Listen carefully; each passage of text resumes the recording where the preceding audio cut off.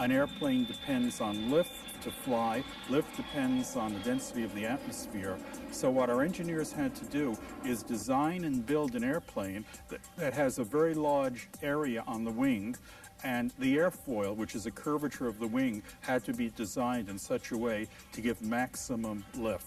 Now, we have tested the airplane in several wind tunnels at the NASA Langley Research Center, and in September 2002, we actually did a high-altitude test.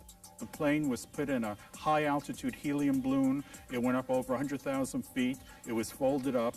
We deployed the airplane from the balloon. It started to fall to Earth. Then the wings snapped open and the tail opened, and it was in controlled flight. So we tested this under Mars conditions. How can the Ares mission contribute to human exploration of Mars and beyond? Ares can scout out the area where humans will land, make sure it's safe, it's level, there are no craters, no mountains, no hills. Because we're close to the planet, we get very high resolution measurements. Another thing that Ares can do, which is very important, is we believe there's water below the surface of Mars. And humans will use that water for drinking and for other resource management once on the surface. Ares can determine which areas of the surface of Mars have subsurface water. So we believe that even though Ares was designed for scientific exploration of Mars, that there is an important role for Ares to support the exploration of humans, reduce risk, and ensure the safety of humans living and exploring Mars. On December 17, 1903, not too far from the Langley Research Center in Kitty Hawk, North Carolina, history was made with the flight of the first powered airplane. Our lives have not been the same since. We are hoping and expect that the first flight on Mars by Ares will revolutionize the way we study planets, will revolutionize the way we obtain scientific data. An animation shows the sleek blue and white Ares zooming past the simple Wright brothers biplane. Then it flies over a cratered landscape. Now, Kara. Researchers believe that this type of aerial exploration may also be used on other planets as well. Of course, one of the key areas of study for NASA researchers here on our home planet is the safety of passenger flights. This concern has been a cornerstone of research from early studies in stalling and icing problems up through our present safety issues. While NASA researchers have had innumerable successes in aircraft safety, one of the most important came with the development of effective wind shear detection. Here's Brad Breckenridge to tell us how NASA researchers solved one of the biggest aircraft safety problems in recent history. A title reads Retrospective. Brad stands beside a passenger airplane in a museum gallery. Not long ago, a very dangerous form of wind shear called a microburst was one of the leading causes of aircraft accidents around the world. This sudden downburst of air was identified as causing over 25 airline accidents between 1964 and 1985. Resulting in 625 fatalities. With mounting public pressure to help prevent these types of accidents from occurring again, researchers at NASA were asked to develop technologies which would help aircraft detect and avoid these dangerous microbursts. The wind shear detection system that resulted from this pioneering work has undoubtedly changed flying for the better, forever. In the summer of 1985, an all-out effort was made to understand the wind shear phenomenon after another deadly aircraft accident occurred due to wind shear. Within months of this accident, researchers at NASA began conducting tests on systems that could help aircraft detect and possibly avoid these deadly winds. But before a solution could be found, researchers needed to know exactly how wind shear, and specifically the more dangerous microburst wind shear, worked. They understood that wind shear is a sudden change in wind velocity in a given direction. Aircraft often experience these shifts in winds while in flight, but at higher altitudes, they have enough speed and height to compensate. Although, when an aircraft encounters wind shear during a takeoff or landing, it's much more serious. This is because the plane is close to the ground and has very little extra speed to maneuver. In a microburst, a column of air cools rapidly and generates intense downbursts that create powerful wind currents near ground level. Arrows show downward air currents in a cockpit. Because a they light on a often gauge mislead flashes pilots and the into pilot making pulls wrong back on a decisions. throttle. When first entering a downburst, the pilot notices a performance-enhancing headwind, which causes him to naturally pull back on the engines. This headwind is then followed by a sudden downdraft, which rapidly pushes the aircraft downward, followed by an extreme tailwind.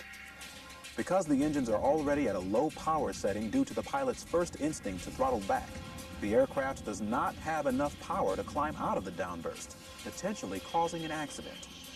With this knowledge in hand, NASA researchers knew they had to find a way to give aircraft enough warning to either power up and fly through the wind shear or to avoid it altogether. Since ground-based radar systems already existed, researchers began developing a system to be installed on the aircraft itself. A plane's nose opens. opens. To be successful, this system would need to give pilots at least 10 to 60 seconds prior warning to avoid danger. After years of developing advanced sensor technologies in NASA labs on the ground, it was time to test the system in the air. For these experiments, NASA Langley's 737 aircraft was chosen to be the flying test bed. The only way to accurately determine if the system worked well was to fly the aircraft into a microburst, putting the aircraft and crew in danger. Researchers tested several types of sensors, but a system called forward-looking Doppler radar held the most promise. In June of 1991, the first airborne flight tests were conducted aboard the 737. This research continued through the summer of 1992. But by the end of testing, researchers had successfully developed a wind shear detection system that gave pilots at least 40 seconds of warning prior to entering a microburst. Finally, the wind shear problem had been solved. This system was so successful that a commercial version was available within a year. Today, every major air carrier in the United States has forward-looking wind shear radars installed aboard their aircraft. The wind shear program at NASA Langley has been universally praised by both government and industry as being an invaluable life-saving tool. Perhaps the best praise for this program came from former Langley Center Director Jeremiah Creedon, who said, "This is NASA at its best. We might get that good again, but we can't get any better." NASA researchers are continuing to find ways to make flying safer through an innovative plan called the Aviation Safety and Security Program. The goal of this program is to reduce accident rates by a factor of 10 over the next 20 years. Coming up, we'll look at the success of the hypersonic air-breathing X-43 aircraft. But first, did you know that the 737 used by NASA in the wind shear test was actually the first 737 ever built? After it was acquired in 1974, this airborne trailblazer went on to participate in over 20 groundbreaking NASA programs, including critical work in the development of glass cockpits, data link for air traffic control, microwave landing systems, runway friction testing, and the satellite-based global positioning systems. In its over 20 years of service, this single plane helped transform and redesign NASA's in-flight research programs. It was replaced with a 757 aircraft in the mid-90s and was finally retired from service on September 19, 1997. It is currently being housed at the Boeing Museum of Flight in Seattle, Washington. Words read, "Did you know?" Now back to Kara. currently it costs about $10,000 per pound to lift payload into space. With this type of expense, NASA researchers are looking for alternate means to reach orbit. One possible solution currently on the table would use air-breathing scramjet technology to lower costs. This aeronautical principle was first studied in the 1960s with successful tests on the X-15 airplane and has recently been tested again in the groundbreaking HyperX program. The X-43 aircraft used during testing broke all previous air-breathing speed records, flying at more than 7,000 miles per hour. Let's go back to Johnny Alonso to find out how it works. The title reads, How It Works. A light rocket drops from the wing of the B-52 and accelerates. On November 16, 2004, NASA made history with the third and final flight of the X-43A, a rocket-powered vehicle that tested the limits of an air-breathing engine by flying at more than 7,000 miles per hour. Preliminary data from NASA's HyperX research vehicle showed its scramjet engine worked successfully at nearly 10 times the speed of sound, as it flew at about 110,000 feet. This flight was a key milestone and a major step forward in producing boosters that may send large and vital payloads into space in a reliable, safe, and inexpensive manner.